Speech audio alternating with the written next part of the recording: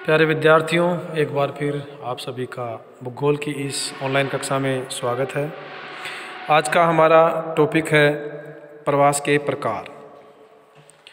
तो प्रवास के कारणों में हमने देखा था कि जो मानव है वो कई कारणों से प्रवास करता है, जिसमें आर्थिक, सामाजिक, सांस्कृतिक, राजनीतिक, ये कुछ महत्वपूर्ण कारक होते हैं, प्राकृतिक।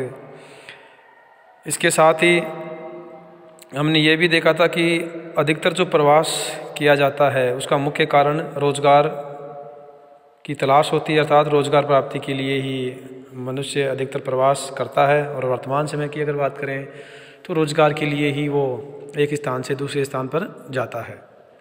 अब इस प्रवास में या तो हम एक देश से दूसरे देश में जाएंगे या एक महाद्वीप से दूसरे महाद्वीप में जाएंगे, तो ये अंतर्राष्ट्रीय प्रवास होता है। लेकिन जब एक ही देश के भीतर हम प्रवास करते हैं, अर्थात एक राज्य से दूसरे राज्य में, या एक ही राज्य के भीतर एक ज़िले से दूसरे ज़िले में, या एक क्षेत्र से दूसरे क्षेत्र में, तो वो आंतरिक या अंतर्देशीय प्रवास कहलाता है, नेशनल इंटरनल माइग्रेशन। तो अंतर्राष्ट्रीय प्रवास की अगर बात करें, जिसमें एक देश से दूसरे देश में जो प्रवास किया जाता है, उसके कई कारण रहे हैं। प्राचीन काल से लेकर वर्तमान समय की अगर बात करें तो इस प्रवास के कई कारण रहे हैं। प्राचीन काल में प्रवास के कुछ अलग कारण रहे हैं, जिससे कि बात करें विश्व स्तर पर साम्राज्यवाद की जो भावना रही है, अर्थात उपनिवेश जो बनाए गए, उसके लिए यूरोप महाद्वीप से कई लोगों ने प्रवास किया, नए स्थानों की खोज की, तो वहाँ जाकर वो रहने लगे। जैसे कि दक्षिण अमेरिका, उत्तर अमेरिका या ऑस्ट्रेलिया महाद्वीप में लोग यूरोप से गए। इसके अलावा मजदूरी के लिए भी उन्हें जबरन एक स्थान से दूसरे स्थान पर ले जाया गया, जिसमें भारत से, अफ्रीका से कई लोगों को कृषि के लिए ले जाया गया। लेकिन वर्तमान समय में अगर बात करें तो जो प्रवास अधिकतर है वो उच्च शिक्षा के लिए, रोजगार के लिए, या जो पर्यटन है उसके लिए किया जाता है। जैसे कि अगर बात करें बाहर से जो अधिकतर प्रवास है, उसमें जो अरब देश हैं वहाँ रोजगार के लिए अधिकतर जो है मज़दूर जाते हैं, जिसमें संयुक्त अरब अमीरात है, कुवैत है, बहरीन है, इराक, ईरान, ये कुछ देश हैं जिन्हें खाड़ी देश बोलते हैं। यहाँ भारत से कई जो है श्रमिक जाते हैं, मज़दूर जाते हैं, और वहाँ से जो है जो धन अर्जित करते हैं वो भारत में बेचते हैं। जैसे कि हाल में एक रिपोर्ट आई थी जिसमें भारत के जो लोग हैं वो सर्वाधिक प्रवास करते हैं। यूरोप के देशों में, या जैसे कि संयुक्त राज्य अमेरिका की बात करें तो वहाँ जो लोग हैं वो उच्च शिक्षा के लिए, या जो है उच्च श्रेणी के जो जॉब हैं, जैसे कि डॉक्टर, इंजीनियर, तो इस तरह के कामों के लिए वो इन देशों में प्रवास करते हैं। तो वर्तमान समय में प्रवास का जो मुख्य कारण है वो उच्च शिक्षा और रोजगार है, साथ ही जो पर्यटन है। तो इन कारणों से जो है मनुष्य प्रवास करता रहा है। अब विश्व में जो मुख्य अंतर्राष्ट्रीय प्रवास हुए हैं उनमें अगर बात करें तो यूरोप महाद्वीप से बड़ी संख्या में प्रवास हुआ है, अर्थात यहाँ से जो है कई नागरिक कई देशों में जाके चले गए, बस गए। दूसरा, एशिया महाद्वीप से भी प्राचीन समय से ही कई क्षेत्रों में प्रवास रहा है, जिनकी चर्चा हम इसमें करेंगे। यूरोप महाद्वीप से अगर प्रवास की बात करें तो यहाँ का जो उत्तरी पश्चिमी भाग है, जिसमें इंग्लैंड, फ्रांस, जर्मनी, पुर्तगाल, स्पेन, नीदरलैंड, इन देशों से जो है बड़ी संख्या में लोग प्रवास कर गए, और उन्होंने नई जो भूमि है उसकी तलाश की, खोज की, नए क्षेत्रों की, और वहाँ जाकर रहने लगे। तो इन लोगों ने, अर्थात यूरोप के जो लोग हैं, इन्होंने दो क्षेत्रों की ओर प्रवास किया। एक तो उष्णकटिबंधीय क्षेत्रों की ओर, दूसरा शीतोष्ण कटिबंधीय क्षेत्रों की ओर। उष्ण कटिबंधीय तात्पर्य है कि जहाँ तापमान और आर्द्रता थोड़ी अधिक हो। तो यूरोप महाद्वीप का जो है तापमान है या जलवायु की बात करें वो शीतोष्ण प्रकार की है, जबकि ये जो लोग उष्ण कटिबंधीय क्षेत्रों में गए, जहाँ इन्होंने मसालों की खेती शुरू की, जैसे कि उत्तरी अमेरिका और दक्षिणी अमेरिका के जो समुद्र तटीय क्षेत्र हैं वहाँ ये गए और इन्होंने ऐसी कृषि की। इसके अलावा एशिया महाद्वीप का जो दक्षिणी पूर्वी भाग है वहाँ भी जाकर इन्होंने मसालों की खेती की। जैसे कि कपास, गन्ना, गरम मसाले, तंबाकू, कॉफ़ी, चाय, नील, इस तरह की फसलों का इन्होंने उत्पादन शुरू किया। और यहीं इन लोगों ने जो स्थानीय लोग हैं उनसे मजदूरी करवाई। जैसे कि भारत की बात करें तो यहाँ जो चाय की खेती है इसकी शुरुआत इंग्लैंड ने की है। इसके अलावा आसपास के जो क्षेत्र हैं दक्षिणी पूर्वी एशिया में, इंडोनेशिया, मलेशिया, थाईलैंड, वहाँ रबर के जो हैं बागान या जो खेती है ये भी यूरोपीय लोगों ने ही शुरू की थी। तो इस तरह उष्ण कटिबंधीय क्षेत्रों में ये लोग खेती के पर्पज से गए, तो वहाँ जाकर इन्होंने कृषि कार्य किया और उस कृषि के लिए ये जो है अन्य देशों से मजदूर पकड़कर लाते थे, जिन्हें बंधुआ मजदूर कहते हैं, खासकर अफ्रीका महाद्वीप की अगर बात करें। तो इस तरह उष्ण कटिबंधीय क्षेत्रों की ओर इन्होंने प्रवास किया। दूसरा जो क्षेत्र था इनका, जो मुख्य क्षेत्र है वो है शीतोष्ण कटिबंधीय क्षेत्र।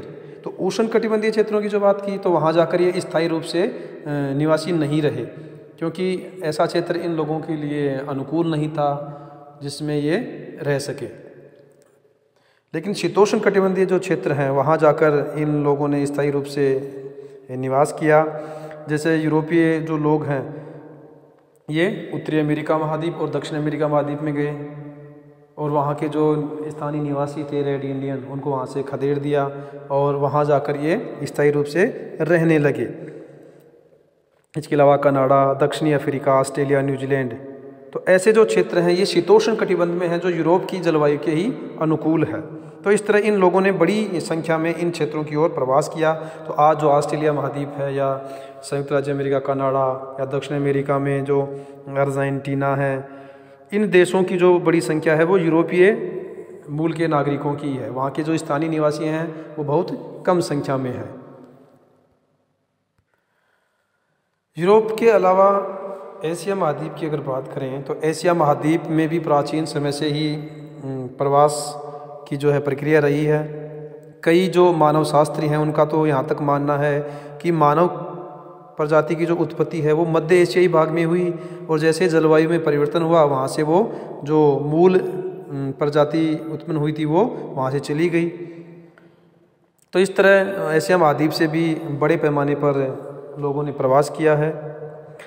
एशिया महाद्वीप में अगर बात करें तो मुख्यतः चीन, भारत और जापान से जो है इन लोगों ने बड़े ही पैमाने पर प्रवास किया। चीन से जो है बहुत से लोग दक्षिणी पूर्वी एशिया भाग में चले गए।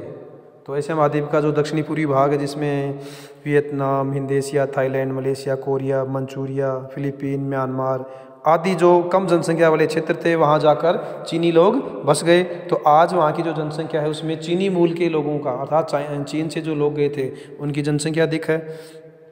इसके अलावा जापान से भी बड़ी संख्या में लोग कई देशों में गए, जिसमें हवाई द्वीप है अमेरिका में, संयुक्त राज्य America, Canada, Brazil, Australia, Korea, Malaysia, इन देशों में जापान से गए। इनके अलावा भारत की अगर बात करें तो भारत में प्राचीन काल में से ही बड़ी संख्या में लोगों ने प्रवास किया है। तो पहले जो है धार्मिक उपदेशों के लिए या धर्म के प्रचार के लिए लोगों ने प्रवास किया। जैसे कि बौद्ध धर्म के प्रचार के लिए जो बौद्ध भिक्षु हैं वो म्यांमार, श्रीलंका, मलेशिया आदि क्षेत्रों में गए। और इसी तरह अंग्रेज़ों के शासनकाल के दौरान भी यहाँ के जो कृषि बागान हैं उनमें मजदूरी करने के लिए लोगों ने प्रवास किया। और यहाँ के नागरिकों को जो है वो अफ्रीका महाद्वीप में मॉरिशस, फिजी, इन क्षेत्रों में भेजा गया बागाती कृषि के लिए। तो इस तरह प्रवास का एक बड़ा कारण जो है वो आर्थिक कारण रहा है। तो अंतर्राष्ट्रीय स्तर पर देखें तो यूरोप महाद्वीप से भी बड़ी संख्या में प्रवास किया गया और एशिया महाद्वीप से भी बड़े ही पैमाने पर प्रवास किया गया है। अब अगर अंतर्देशीय या आंतरिक प्रवास की बात करें, एक ही देश के भीतर जो प्रवास होता है तो उसमें भी कई प्रकार होते हैं। जैसे कि अंतर प्रांतीय, एक प्रांत से दूसरे प्रांत के बीच में जो प्रवास होता है। दूसरा स्थानीय प्रवास, जिसमें एक ही राज्य के भीतर, एक ही प्रांत के भीतर जो प्रवास होता है, एक ज़िले से दूसरे ज़िले में, एक तहसील से दूसरी तहसील में, एक गांव से दूसरे गांव में, या गांव से नगर की ओर या नगर से गांव की ओर, ये स्थानीय प्रवास के प्रकार होते हैं। तो जैसा कि हम देखते हैं भारत की बात करें तो यहाँ अंतर प्रांतीय प्रवास भी बड़े पैमाने पे होता है। कि जो पिछड़े हुए राज्य हैं या अधिक जन घनत्व वाले राज्य हैं, अधिक जनसंख्या वाले राज्य हैं, जैसे कि यूपी, बिहार, यहाँ से जो है कई लोग हरियाणा में या पंजाब में कृषि के लिए जाते हैं। वहाँ जाके कृषि कटाई करते हैं, फसलों की कटाई करते हैं, मजदूरी करते हैं, फिर वापस आ जाते हैं। इसके अलावा इसी क्षेत्र से बिहार, यूपी, झारखंड, यहाँ से राजस्थान से गुजरात, महाराष्ट्र या दक्षिणी राज्यों में जाते हैं।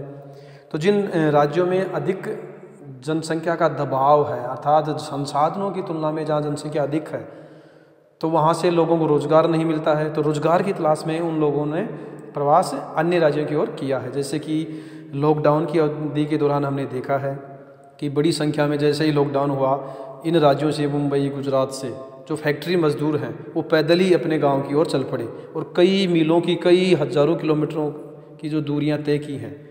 तो ये एक बड़ा उदाहरण है प्रवास का, क्योंकि रोजगार के लिए ही ये इन लोगों ने प्रवास किया था। तो ये अंतरप्रांतीय प्रवास होता है, जिसमें एक प्रांत से दूसरे प्रांत के बीच।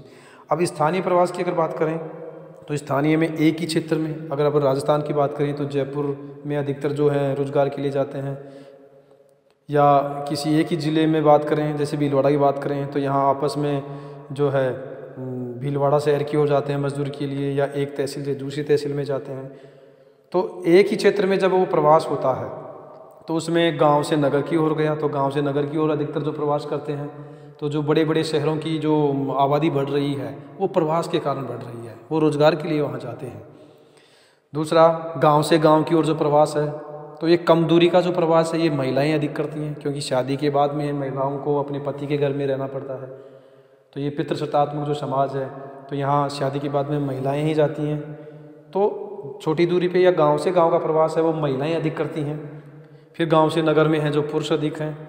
फिर नगर से भी गांव की ओर प्रवास हो रहा है वर्तमान समय में। कुछ जो बड़े विकसित क्षेत्र हैं तो वहाँ जो है पर्यावरण प्रदूषण की समस्याएं हैं, तो आसपास के जो ग्रामीण क्षेत्र हैं वहाँ जाकर अपना निवास बनाते हैं। तो ये स्थानीय प्रवास के प्रकार हो गए। अब नगरों में जो लोग जाते हैं वो वहाँ मिलने वाली सुविधाओं के लिए जाते हैं, जिसमें शिक्षा की, चिकित्सा की, यातायात की या अन्य जो रोजगार के साधन हैं वो वहाँ मिलते हैं।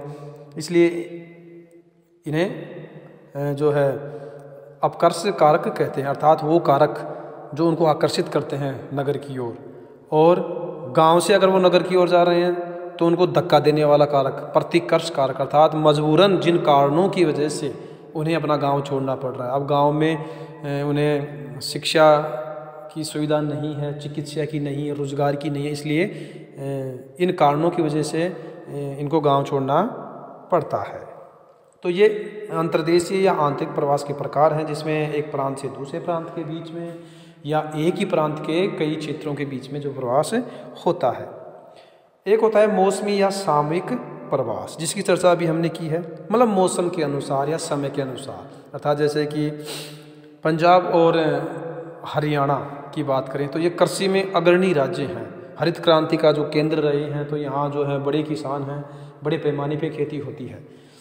इसलिए यहाँ जो है कृषि कार्य के लिए मजदूरों की आवश्यकता पड़ती है।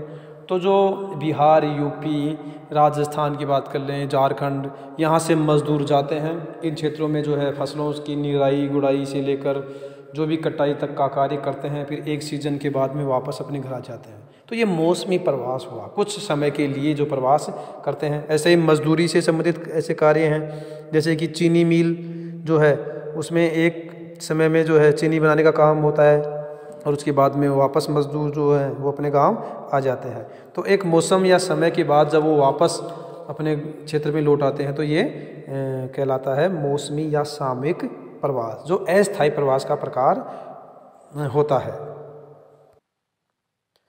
तो इस तरह प्रवास के प्रकार में आज हमने देखा कि अंतर्राष्ट्रीय जो प्रवास है उसमें विश्व स्तर पर बड़े पैमाने पर प्राचीन समय से लेकर अब तक प्रवास हुआ है। दूसरा जो आंतरिक या अंतर्देशीय प्रवास है, इसमें भी बड़े पैमाने पर प्रवास हो रहा है। इसी से संबंधित एक और जो है बात है, जिसमें ब्रेन ड्रेन अर्थात बुद्धिजीवियों का प्रवास, बुद्धि का प्रवास होना। तो भारत में जो उच्च शिक्षा प्राप्त नागरिक हैं वो अच्छे रोज़गार की तलाश में या अधिक सैलरी के लिए जो है विकसित राष्ट्रों में चले जाते हैं। जैसे कि संयुक्त राज्य अमेरिका में चले गए, कनाडा में चले गए, तो उसे कहते हैं ब्रेन ड्रेन, बुद्धिजीवियों का प्रवास। और एक चीज़ होती है ब्रेन गेन, उनको वापस इसी क्षेत्र में लाना। अर्थात भारत से अगर कई जो प्रवासी गए हैं वहाँ जाकर सेटल हो गए या वहाँ वो नौकरी कर रहे हैं, तो जो है भारत सरकार जो है ऐसी कई योजनाएं चला रही है जिससे उन लोगों का वापस यहाँ प्रवास हो जाए, अर्थात वो वापस यहाँ आ जाएं। तो इसे कहेंगे ब्रेन गेन, मतलब बुद्धिजीवियों का वापस इधर आना, जो चले गए थे वो वापस लौट आए। तो ब्रेन ड्रेन तो मतलब बुद्धिजीवी चले गए और उन बुद्धिजीवियों को वापस कैसे लाएं वो कहलाता है ब्रेन गेन। धन्यवाद।